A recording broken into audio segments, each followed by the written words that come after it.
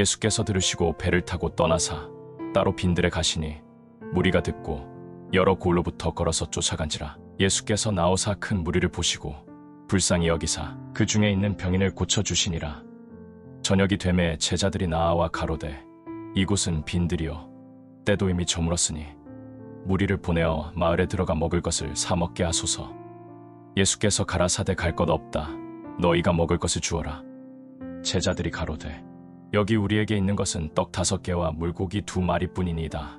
가라사대 그것을 내게 가져오라 하시고 무리를 명하여 잔디 위에 앉히시고 떡 5개와 물고기 2마리를 가지사 하늘을 우러러 축사하시고 떡을 떼어 제자들에게 주시매 제자들이 무리에게 주니 다 배불리 먹고 남은 조각을 12바구니에 차게 거두었으며 먹은 사람은 여자와 아이 외에 5,000명이나 되었더라.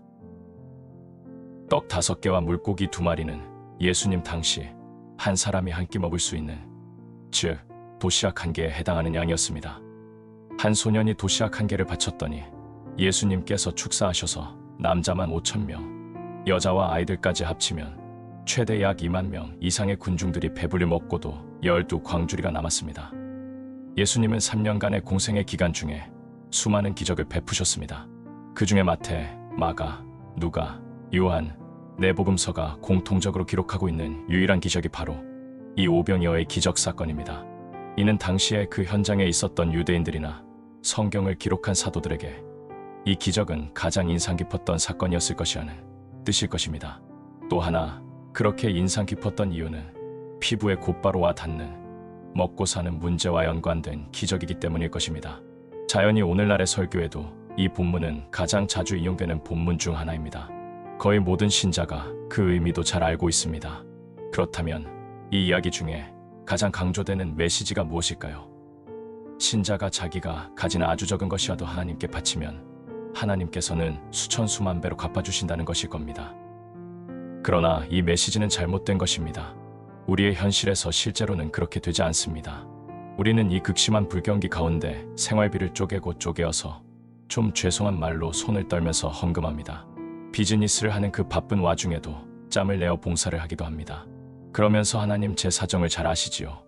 오병이어의 기적으로 갚아 주실 줄 믿습니다. 라고 간절히 기도합니다.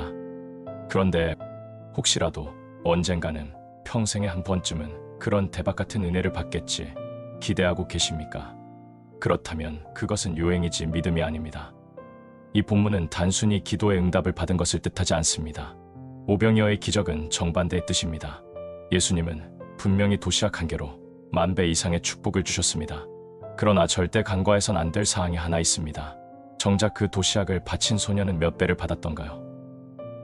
똑같이 1개였습니다. 2개도 아니었습니다.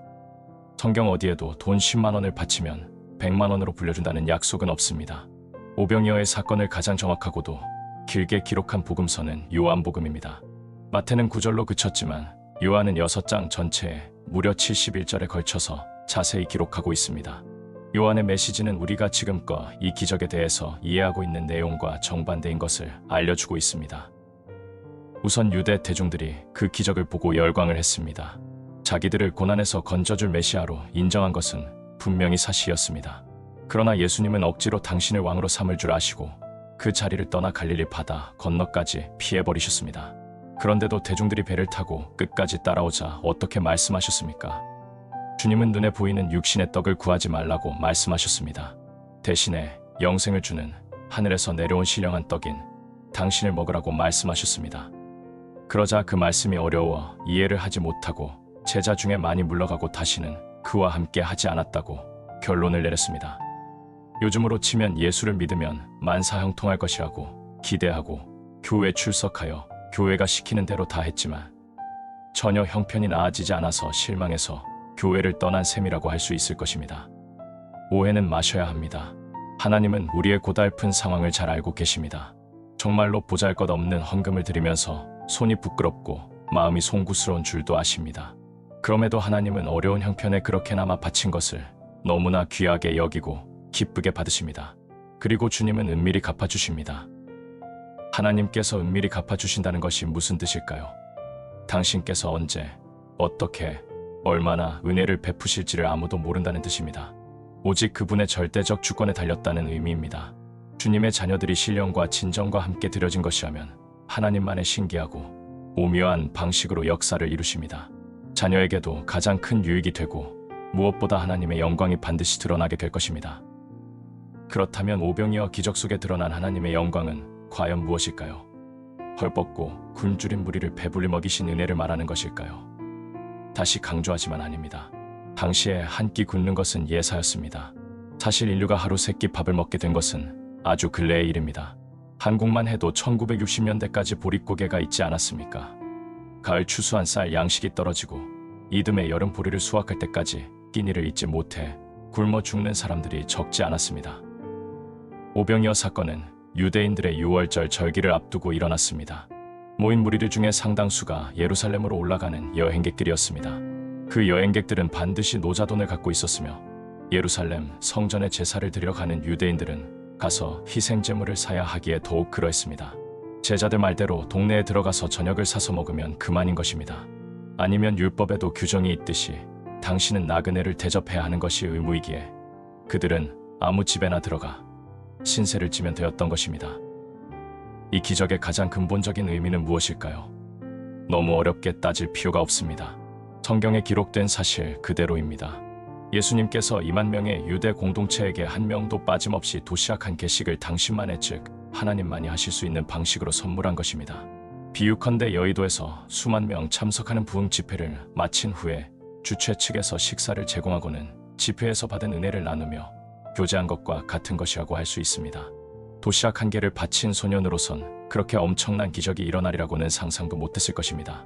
제자들이 와서 먹을 것이 있는지 물어보았고 달라고 하니까 어쩔 수 없이 주었던 것일 수도 있습니다. 중요한 점은 이 스토리를 바라보는 사람이라면 누구라도 그 소년이 지금 내 것을 바치면 만배나 되는 복으로 다시 내게 되돌아올 것이다 라는 게는커녕 꿈도 꾸지 않았을 것은 분명합니다. 그러므로 그 소년에게 단순히 얼떨결에 일어난 일이었을 뿐인 것입니다. 그런데도 바치면 수십 수천 배로 갚아주신다는 것은 성경에도 없는 이야기를 지어낸 것에 불과한 것입니다. 지금껏 잘못된 메시지를 접하다 보니까 오병이어 기적을 우리는 자꾸만 신앙생활에 어떻게 적용하고 있습니까? 너무나 보잘것 없지만 제가 가진 전부인 도시락 한 개를 기꺼이 바칩니다. 하나님께서 축사하셔서 만배로 불려주십시오. 제가 바치는 이 도시락을 통해 오병이어의 기적으로 은혜 내려 주시옵소서. 그러나 과연 이런 마음으로 바칠 때 하나님께서 기적을 일으켜 주실까요? 솔직히 따져보면 그럴 리 만무한데도 사실은 거의 모든 신자들이 그런 기도 내지 기대를 하고 있지 않습니까? 물론 예수님께서 100배, 60배, 30배의 열매를 맺게 해주시겠다고 명시적으로 약속한 적은 있으셨습니다. 바로 씨 뿌리는 농부의 비유에서였습니다. 천국의 비밀을 품은 씨앗인 예수님의 십자가 복음이 하나님께서 예비해 놓으신 영혼에 뿌려지면 새로운 피조물로 거듭나는 놀라운 역사가 일어납니다. 죄와 허물로 더럽혀진 한 인격체가 말씀의 은혜로 완전히 뒤집어져 흑암의 세력으로부터 빛 가운데로 나오게 되는 것입니다. 그렇게 예수를 구주로 영접한 후에도 그분의 말씀에 순종하며 살 때 그 삶에 역사하는 성령의 은혜는 실로 엄청난 것입니다. 눈에 보이지 않는 인간의 심령 속에서 하나님의 영이 일으키는 변화는 인간의 말로 구체적으로 도무지 표현하지 못할 만큼 신기하고 위대합니다. 예수님께서는 그래서 제자들이 가장 쉽게 이해할 수 있는 수치로 설명하셨던 것뿐입니다. 성령이 신자의 심령 안에 맺게 하는 열매인 사랑, 희락, 화평, 오래 참음, 자비, 양선, 절제를 어떻게 30, 60, 100 등의 수치로 측정이 가능하다는 말입니까? 예수 믿기 전에는 그런 열매와는 아예 거리가 멀었으나 아니 그런 열매가 있는지도 몰랐습니다. 그저 세상의 쾌락과 죄악을 쫓기 바빴습니다. 그러다 성령이 내주 인도하면 말로는 도무지 표현할 수 없는 거룩한 참 생명이 신자의 속에 역동적으로 역사한다는 의미인 것입니다. 그래서 바울도 성령의 그런 열매는 금지할 법이 없다고 말한 것입니다. 사탄을 비롯해 세상의 어떤 것도 하나님의 신자를 통해 일하시고자 하는 바를 절대 방해하지 못한다는 것이 바로 100배, 60, 30배의 열매가 맺힌다는 뜻인 것입니다. 하늘과 땅의 모든 권세를 가지신 예수님이 우리와 함께 하시는데 어찌 만배, 2만배인들 그 은혜를 못 베푸시겠습니까? 예수님은 진실로 진실로 너희에게 이르노니 나를 믿는 자는 나의 하는 일을 저도 할 것이요 또한 이보다 더 큰 것도 하리니라고 분명히 약속하셨지 않습니까? 오병이어의 기적은 오늘날의 신자의 일생 가운데 얼마든지 일어날 수 있다는 것입니다. 오병이어 기적의 올바른 적용. 모두에 하나님께 드리면 수만 배로 축복해 주신다는 해석은 틀렸다고 말씀드렸습니다. 그 이유는 반드시 들어가야 할 한 구절이 빠졌기 때문입니다. 단순히 하나님께 드리는 것이 아니라 하나님의 일을 위해서 드려야 한다는 사실입니다.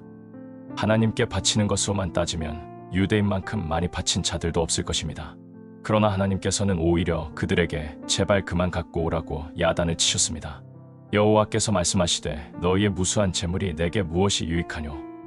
나는 수양의 번제와 살찐 짐승의 기름에 배불렀고 나는 수송아지나 어린 양이나 수염소의 피를 기뻐하지 아니하노라. 혹시라도 하나님께 바치는 그것이 바로 하나님의 일이라고 착각하면 안 됩니다. 예를 들어 헌금은 신자로서 마땅히 해야 할 바이지 하나님에게 직접 유익이 되거나 그분의 영광이 드러나는 일이 아닌 것입니다. 하나님의 일은 오직 하나입니다. 당신께서 당신의 자녀들과 아름답고 충만하게 교제하시는 것입니다. 하나님께서는 우리의 찬송과 감사와 경배를 받기 원하십니다. 또 그러기 위해서 죄와 사탄과 사망의 권세 아래 노예로 묶여서 죽어가는 생명을 예수님의 보혈로 살려내신 것입니다. 오병이어 기적을 우리 삶에 정확하게 적용하려면 이렇게 되어야 합니다. 신자가 하나님을 너무나 사랑하기에 그분을 사랑하는 만큼 이웃도 주님의 사랑으로 사랑하는 것이다.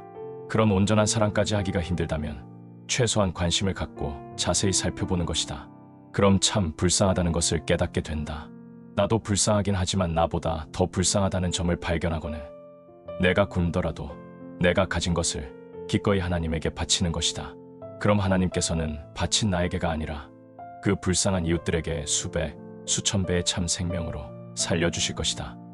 그런 마음으로 나의 물질을 주님께 바치면서 이렇게 기도하는 것입니다. 주님, 저는 예수님을 모르는 저 죄인이 너무 불쌍하고 안타깝습니다. 저는 비즈니스에 바빠서 찾아갈 여유가 없고 또 십자가, 복음의 진리를 체계적으로 설명할 재간이 없기에 저는 기도를 열심히 하겠습니다. 제가 드리는 이 헌금으로 이 교회에 신령한 복음의 용사들과 능력 있는 주의 종들을 많이 세워주시고 그들이 제 대신에 그 이웃을 찾아가 예수님의 사랑과 권능을 전하게 해주십시오. 내가 지금 누리고 있는 십자가, 복음의 은혜 안에 그들도 들어오게 하는 일에 이 보잘것없는 헌금이 유용하게 사용되게 해주십시오. 이런 기도에 하나님께서 응답하지 않을 리가 있으시겠습니까? 오병이어의 기적이 내 복음서에 다 기록된 이유는 간단합니다. 먹고 사는 일이 모두에게 심각한 문제이기 때문입니다. 신자라도 육신은 연약하기에 참으로 어려운 문제인 것만은 틀림없습니다. 아무리 믿음이 좋아도 수시로 넘어지기 일쑤입니다. 재물이 없거나 부족하면 누가 뭐래도 고달프기 마련인 것입니다. 그렇지만 그런 어려운 가운데도 내 것을 쪼개어 바쳤기에 당연히 하나님은 나에게 넘치도록 복을 주어야 한다는 것은 잘못된 생각입니다. 우리가 아무리 찢어지게 궁핍해도 그 반대로 차고 넘치도록 풍족해도 그 모든 것은 하나님의 것입니다. 그러므로 하나님께서 하나님 마음껏 쓰시도록 돌려드리는 것입니다. 헌금과 봉사를 많이 하면 할수록 그 바친 자에게 몇 배로 돌려주신다는 것은 다른 종교의 가르침일 뿐입니다. 기독교는 다릅니다. 신자가 헌금과 봉사를 하면 할수록 다른 이에게 수십 배의 복이 돌아갑니다. 그럼 바친 신자만 손해인 것처럼 여겨지지 않을까요? 절대 그렇지 않습니다. 하나님은 당신의 일을 반드시 사람을 통해서 하십니다. 그렇다면 바친 자에게는 하나님의 은혜가 풍성히 넘치는 것은 당연한 이치인 것입니다. 다른 이들에게 흘러가게 하시려면 당연히 그렇게 하시는 것입니다.